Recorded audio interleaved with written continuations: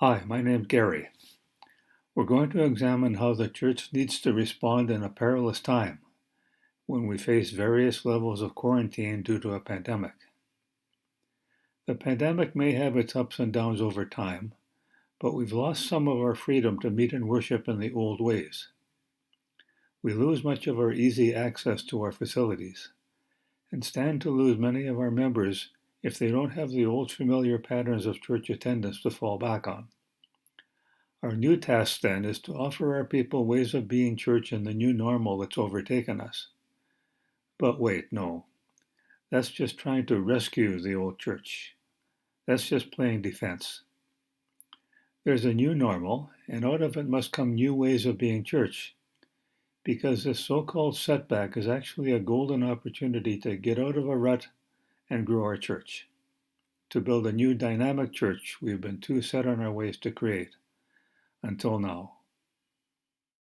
So let's stare down this new normal.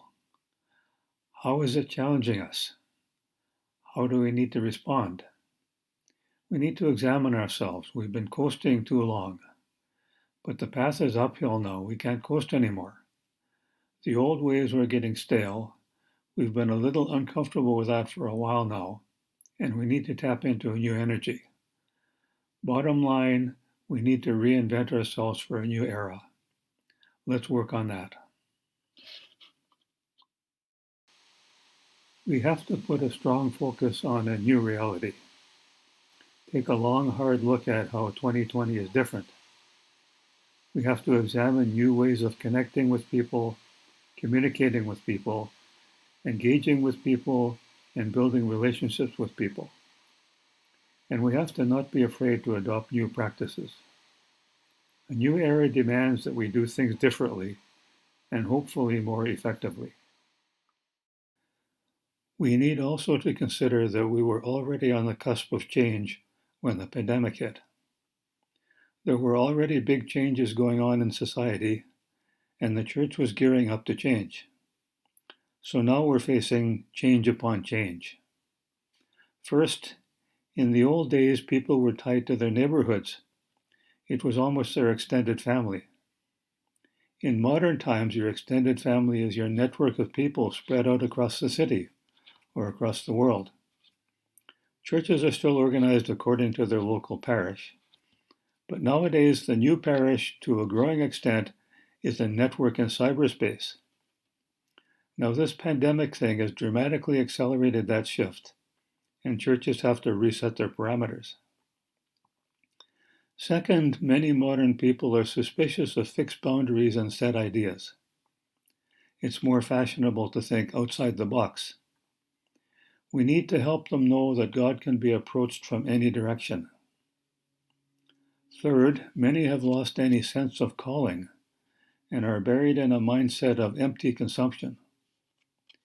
We need to restore a sense that life is not about what you consume, but what you do. But meaningless accumulation is losing its charm. Fourth, consumerism also attempts to replace a life of service with mere affluence. Here's where the core Christian message needs to be put forward. We were created to love and serve God and our neighbor. We have our work cut out for us. So while we're thinking of rebuilding the church, we have to think about how the church was built on a different foundation than what we face today. So how are we going to do all this in a time of semi-lockdown? We have to look to a new medium. The quarantine has created a social shift from direct interaction to remote interaction in the new online media. And streaming our services is how we start. Some of us have been moving in that direction and are not doing badly. The rest of us are going to have to take a serious look at it. So, some of you need to catch up with the new media. Many of your younger parishioners may already be fluent in it. And some of your older parishioners may be starting to think they should get on board too. But they may need a little help. Give them a hand. Match them up with youngsters who are eager to help. But others may be too deep in the old ways to adapt easily, which is fine. Treat them with respect and assure them that you'll walk the old paths with them and keep them fully involved. We want everybody on board together at this time. So, how do we manage this new environment, this new medium in which we're starting to stream our services? And can we preserve our traditions as we're launched into new ways of engaging our community? Well, streaming our prayer services or compline services was initially meant to keep the old patterns alive when they became impossible within our buildings. If we could keep something familiar going, people might stay with us. More slowly came the recognition that it could be a new opportunity. It could lead to new ways of doing church. Now we need to think that there are new ways of relationship building to explore and new people to invite. In fact, it's a call for church renewal. And when we return to more corporate worship inside our church buildings and merge the new ways with the old, we can be refreshed and stronger. We'll find new ways of being church that are more engaging than ever by keeping alive those new connections with the community we serve. Now, if you're going to take the plunge into streaming your services, let's go over some things. Whether you're already streaming online or just taking the plunge, let's take a look at what you need to know. First, you assemble a small team. Figure out what kinds of people you need to handle the computers and to compose the program. For computer tasks, you need people to assess the needs, set it all up, get it all working, then test and rehearse. For program design, you need people to choose the prayer, liturgy, and music, choose participants, get it all working, then prepare and supply materials. But mind your manner, the manner in which you present yourself. Don't be too professional. Make it a little more like a host church. This is an interactive online medium. Encourage commenting, even if only text comments. Welcome your audience as family. They're not back there in the pews. You're sitting in an online room together as friends. Even consider responding live to comments as you might in a host church. Assign someone to monitor the comments and keep the leader in the loop. We're welcoming a people starved for community and for connection during this pandemic. The new media are perfect for this, if done well. The whole production is about more than just good content. You're there to respond to people's needs in a new way that the new media make possible. Make it a relationship, not a show. Less preaching, more dialogue. Make it a shared experience, not a production.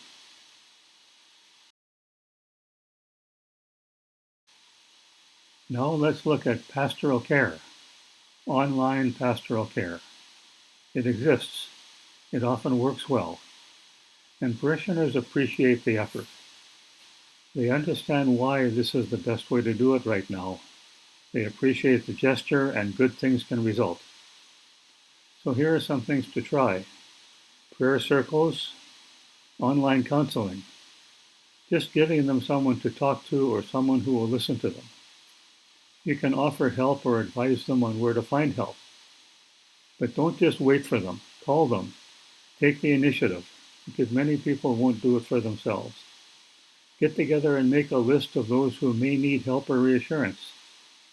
Think of who might be harboring anxieties you can calm. Don't under-communicate, over-communicate. People need you. And pay attention to your community. While face-to-face community building is essential and needs to return, online community building can build your parish in new ways. Here are some examples that work well online. Book clubs, sharing circles, online coffee meetings, video watch parties, discussion groups, one-on-one sessions, prayer circles, parish group meetings, meetings with outside groups, gospel-based discipleship. You can think of more. There are different platforms you can use for that. Zoom is popular, though there are other similar services for face-to-face meetings and discussions. Facebook has a service to make live presentations, though that one only allows text discussions. Your community also includes various parish groups that knit the community together, like children and youth, topical groups, seniors, and groups you maintain with outside parishes and organizations. Can you put children online? Well, an online Sunday school might be a shot, or a special service for kids. Kids and youth may go for video watch parties. Youth might be asked to make their own presentations during an online service. Topical groups, well, you might have one regularly exploring some social or church issues. They could do special events online. If they do, promote them during your regular online services and let them know where they can fit in.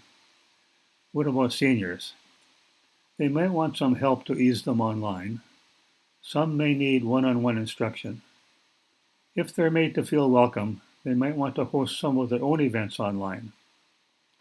And outsider groups you maintain with outside parishes and organizations, some may be old and established, but it's not hard to create new coalitions online nowadays. Many are used to it already. Joint projects can be set up, or not so formal, just set up online coffee parties with anyone with a common interest.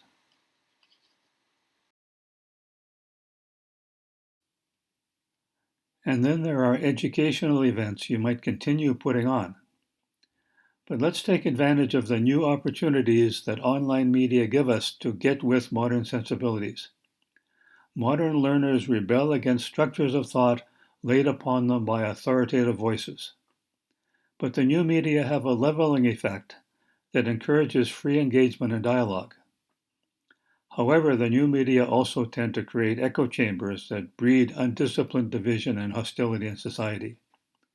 You all know how Facebook and Twitter, for example, work to turn us against each other.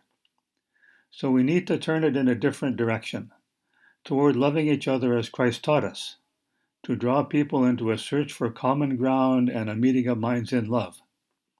That's education in the Christian sense, and we have an opportunity to counteract all those destructive trends in our online educational activities. Now let's return briefly to the side of the church that's responding to big cultural shifts in our society. One of those responses is called New Expressions of Church. The church over time has narrowed itself down to some limited ways of expressing our faith. But before the pandemic, we were already beginning to explore that. Now it needs to be accelerated.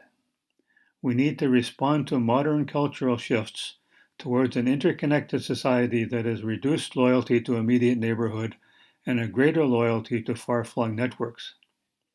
We need to respond to a modern culture that is suspicious of fixed patterns of thought and fancies itself free and independent thinkers. We need to master those modern fluid groupings that are informal and non-committal and show them how they can coexist with a more structured liturgy. That's not such a stretch. We need to experiment with worship that is not so parish-bound and doesn't necessarily look like church, but that brings people together of all stripes who are longing for something more substantial to revere and worship in their otherwise empty lives. We can do that. But we have to start with good streaming worship. We have to get our ducks all lined up in order. Schedule your services and get the word out. Do it on odd days maybe. The online format actually makes that a little easier. Look at a weekday compline, for example. Show times, links, and instructions prominently on your website. On social media, offer automatic notification of events. Of course, how you do this depends on what platform you're using. Facebook Live is popular. Some use face-to-face platforms like Zoom or Facebook Rooms. Many allow you to record the session so people who missed it at the scheduled time can still watch it. Now, what about equipment? Some people can make it work with a laptop. You may need a tripod or a good microphone, good lighting, and it needs to be set in front of a good background. A good router is essential. Ask around. Consult with other parishes to see how they're doing it. Now, regarding music, we can't use choirs for a while now, but we need some form of music.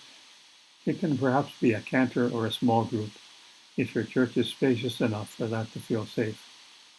Or you can use recorded music, though in some cases you may have to pay attention to copyright issues. Now, a good online presence needs to be backed up by a strong website landing page. If you don't have a distinctive online presence, it's becoming quite essential nowadays.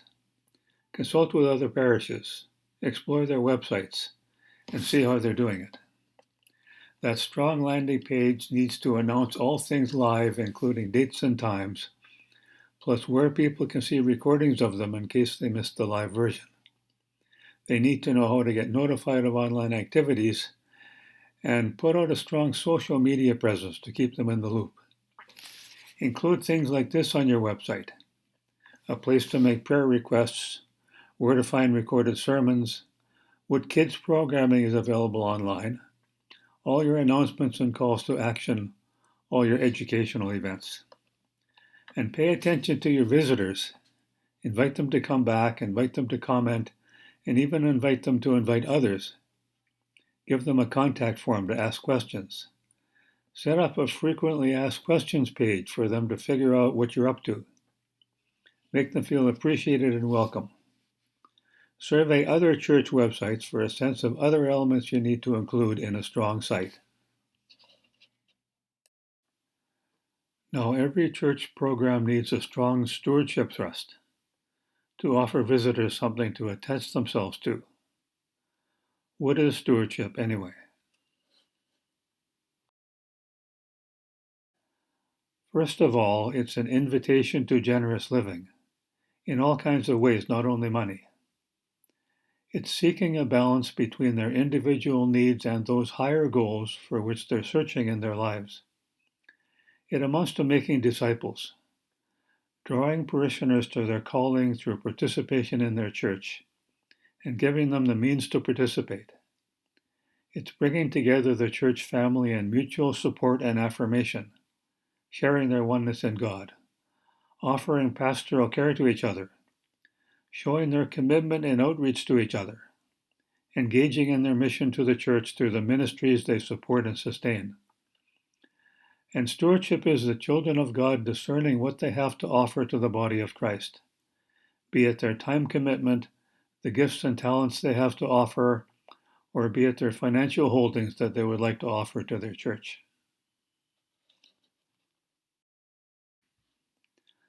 So let's look a little more closely at those 3 T's: time, talent, and treasure. Your time. What are you doing with your time? Are you using it to build healthy relationships in the Spirit of God? Are you using it to serve God and your neighbor? Are you using it to do work for God? Are you using your time in the ways you really think are important? How is the church part of what you really want to do? What are you not putting enough time into? And how can your church help with that? Your talents. What is your calling in life? Are you using your talents well to fulfill your calling? Are you using your talents well where you work, in your home, in your community, in your church? What would bring you more joy? How can your church help with that? Consider those contributions that you might be well suited to make. Let's look at those talents for a moment. What abilities or propensities do you have to contribute to your church? Administration, discernment, evangelism, healing, caring, communicating, helping others, hospitality, praying, study, leadership, pastoring, serving, teaching. What else? And your treasure, your financial resources. That's a matter of living generously and expressing your gratitude. Ask yourself whether your money management actually expresses what you value most in your life. Ask yourself how much you would like to give to your church to express your gratitude and to live in the generous manner that reflects your values. Your church needs whatever you can contribute.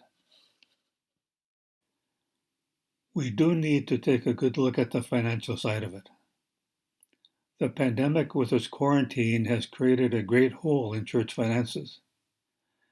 This calls for a shift in giving patterns and giving platforms. Basically, giving needs to go digital at a time like this, and systems of recurring giving need to be implemented to a greater degree. It has to be convenient and easy to give under these conditions, and the methods available for giving have to become widely known. So churches need to examine the available online giving platforms.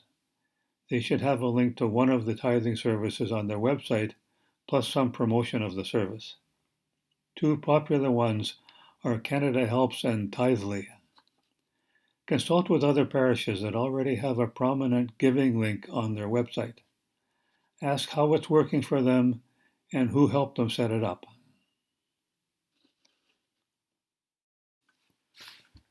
But before making an appeal for funds, your church should put out a narrative budget. It's sometimes called storytelling with numbers. The usual line item budget doesn't tell anyone much of your story. Instead, put out a pamphlet. Lay out the ministries of your church. Describe your commitments. Show pictures of your people and your projects. Describe their impact and what you hope to accomplish. State your values, mission, and strategy. And then calculate roughly how much of your church's budget goes to support each ministry. In many cases, you may have to go the route of an urgent financial appeal. Make it positive, not desperate, showing how you're on track with important ministries. We're meeting some real needs and the mission must continue. We can serve better if we can predict our budget. Please consider an ongoing contribution. Parishioners know the pandemic created a financial crunch, and they're probably wondering how you're going to deal with it. Let them know and show how they can help. The message of this tutorial is a positive one. We can react to the quarantine, at whatever stage of it we're in, as a potential disaster, or we can step up and turn it into an opportunity for growth. Please consider showing this video to your leadership team if you think it might inspire them to take some still needed action. I'm Gary Russell. There's contact information here if you'd like to toss any questions at me. A link to this video can be found at creativestewardship.ca. Thank you for your attention.